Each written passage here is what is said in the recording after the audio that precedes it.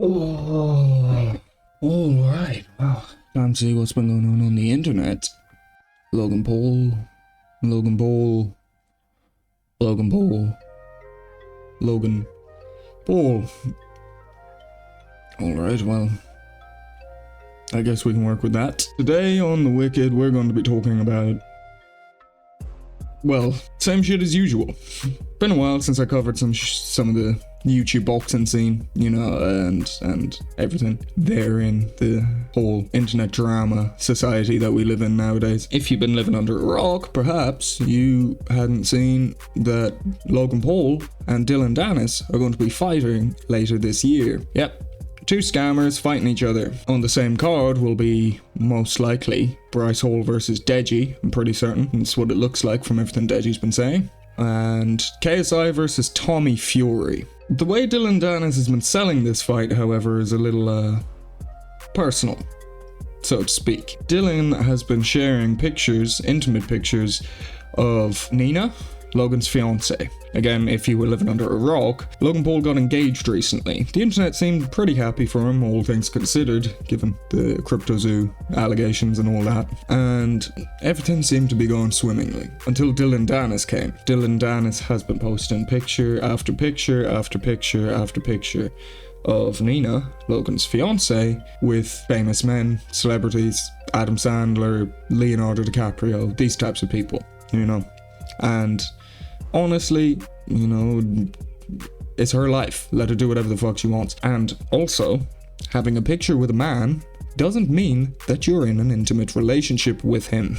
Dillon's fight tactic has resorted to attacking the woman standing behind the man in which he's fighting, rather than attacking the man in which he's fighting, which honestly I'm not surprised about given the dropout against KSI. And honestly, I'm not expecting him to even show up to this fight, but let me know what you think. Logan had a lot to respond to when it came to this press conference. People were expecting him to fold under the pressure or to lose control under the pressure, but Logan came out with just the right energy. He defended his woman, and he trolled Dillon as much as he possibly could. He brought out a cake that looked pretty much identical to Dillon. I'm not going to lie, that cake was good. It did look like Dillon. The tattoos, the camel toe, all of it. Happy birthday to you. Happy birthday to you. Happy birthday, dear Dillon. You fucking little pussy ass bitch who doesn't show up to any fights ever. I got a cake of you getting knocked out with the camel toe. Happy birthday to you, you fucking pussy. Guys, wait. The press conference was supposed to be an hour long, and it ended up being about 15 minutes because Big John Fury decided that the attention needed to be on him. Honestly, he sold more tickets for this fight than I think anyone else on that panel did, so fair fucks to him. Here's a little snippet of that freak out for you. The Fury's our best fights in the world! Yeah! We're the only men on this island, look! The Fury's proper men! You know about yeah, so then what? Why is Tyson Fury ducking Usyk? Why is Tyson Fury ducking Usyk? I can't hear you! Why is Tyson Fury ducking Usyk? Why is he finding Gardner? With me now, talking all this bullshit. Thank you. About fucking people's personal bollocks. No, Tom. We're fighting, men. Done. My son, I'll fight him now, and I'll fight anyone in the building. Now, let's get a fucking ball rolling. Get the cake and shove it right your arsehole before I do it. John, all thank you, these John. fucking little kids. I'm a machine. Me, and can anybody question who I am here? If I say it, come on. Come on, get it done.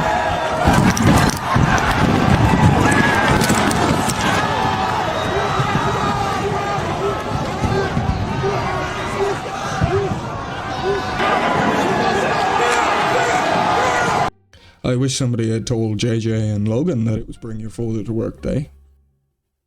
Ola G-Day and Greg Paul. Later that evening, JiDion approached Logan Paul backstage. He asked him for an interview, and this is what happened. Logan, can we get a quick interview? Okay. Logan, can we switch seats real quick? Two-faced bitch, huh? How am I two-faced? How am I two-faced, Logan? I wasn't the one laughing when Jake was making fun of me. I wasn't the one laughing when Jake was making fun of me. I make one comment to ask your corny ass to switch seats so I can enjoy my day. That has nothing to do with it. It's what you did with Jake. That's all it has to do. It's what you did with Jake. My brother. I defended my brother. But why were you defending him with KSI? Bro, he's my business partner. Okay. Obviously, okay. Hey, I see where your loyalty lies. You mad two-faced. No, I'm not two-faced. I'm real when it needs to be real, and you don't deserve to be real too. Yeah, right, bro. You don't deserve to be real too. Ever, bro. Hey, you got another fight. You got a whole nother fight to worry about. Yeah, and you. I was keeping the jokes. I was keeping the jokes. Please leave. You're the one that called me. Yo, please leave. Hey. You're a corny live streamer, bro. Now, honestly, in my opinion, I'd say Logan probably didn't even realize what was going on. And from his response, it certainly seems that way. So when this Dillon shit started coming out, and by the way, that was the extent of my conversation with JiDion. Okay. Then when this Dillon shit started coming out, JiDion's stoking the fire with Dillon. Fucking get back on Twitter, you're the funniest guy ever. And I'm in my head, I'm like, you worked with us, with Prime. You've been on my podcast. We're friends. We have open dialogue. I even gave you advice with some stiff stuff in your career.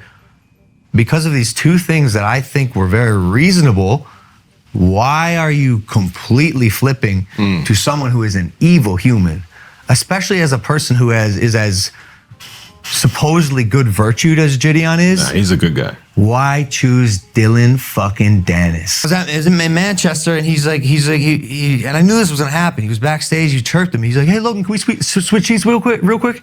He was like trolling me in person, and I was, bro, I don't know, testosterone was flying. Like I was at this press conference, I just threw a cake of Dillon Danis' head at Dillon Danis. Yeah. And I was just like, yo, you two-faced. And he's like, yo, dude, what about you and KSI? What about, won't be real with KSI? And I didn't understand what he was saying. And he says he doesn't need to be real with me because I'm not real, but I've only kept it real with JiDion. I don't know the young man. So as he says, the testosterone's flying. Just hit Dillon in the face with a cake of his own face. Honestly, I think Logan and JiDion really need to get in touch because honestly, JiDion seems like a good dude. You know, he's young and he's grinding. He's out here grinding. He's working hard. He's pumping out content. It's like a goddamn content machine. There's way too much in common between Logan and JiDion, I think, for this to keep on. Previously to the press conference between Tommy Fury, JJ, Dillon, and Logan called out Jake in the Impulsive podcast. And I suppose you could say it backfired, to say the least. And I think Nate chose you for a reason. And I think everyone knows that. What do you mean? Even in here. But what have you done to prove that you're better than me? I don't know. Went toe-to-toe 8 rounds with the greatest boxer of all time. What do you think happens if you fight Floyd Mayweather? I would knock him out. Bro. 100%. Don't be ridiculous. Don't be ridiculous. You think because you lost a fight to Floyd Mayweather that you're better than me at boxing? You said I won the fight. In person when I was watching it, I thought so. But for you I yielded, bro, and I'm tired of not being picked because you're an easier fight. Is that what you really think in your head? I'm Jake. Honestly, I think they both make good points.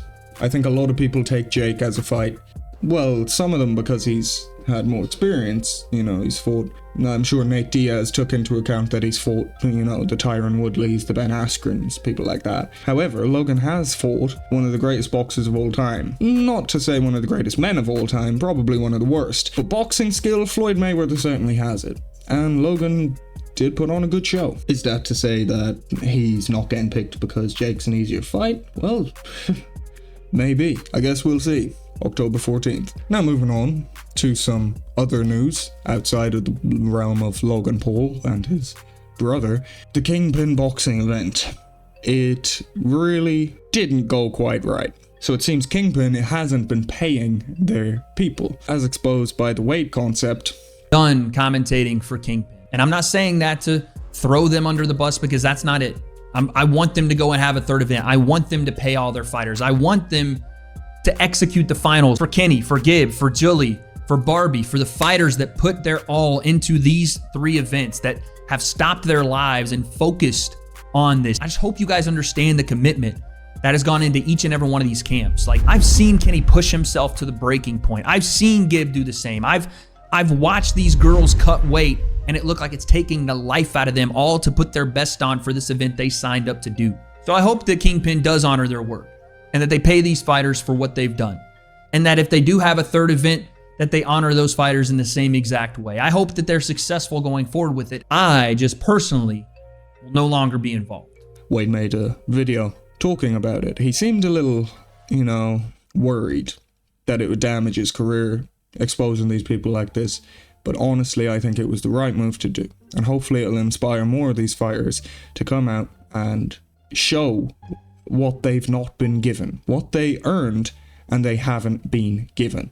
Because otherwise, where's the money coming from? It was always going to go this way. I mean, look at the events, look at the press conferences, and look at the fights. There's almost no product placement, almost no branding or advertising to be seen anywhere. So where was the money ever going to come from? Like, what do people expect? Now, honestly, I had high hopes, and I had given them the benefit of the doubt in hopes that the event would be more reliable than this. I kind of didn't want it to go this way purely because it's Allen's first YouTube boxer event. It is upsetting, to say the least, especially with everything that happened between Wade and Mams, leading to have fun at Kingpin and all the jokes that arose from that. It is a little sad, but to preach the obvious, we stand with Wade. If him exposing this company for what they've done can get all of these fighters the right pay, can get all of these people put in the position they're supposed to be in, especially after seeing the shows put on by Kenny, put on by Julie Polka, put on by some of these amazing fucking warriors, only for them to not get paid. Scummy. Real scummy.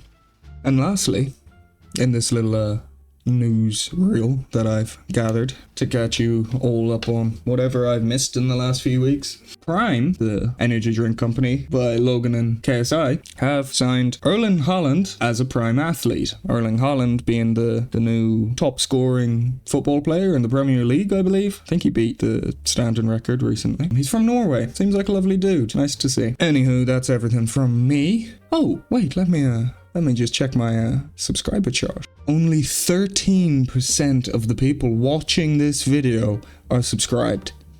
That is ridiculous. Come on, please, come on. It's right there. It's right there. Come on. You know you want to. Anywho, that's it from me. If you enjoyed this video, please hit that like button, subscribe, and as always, no rest for the wicked.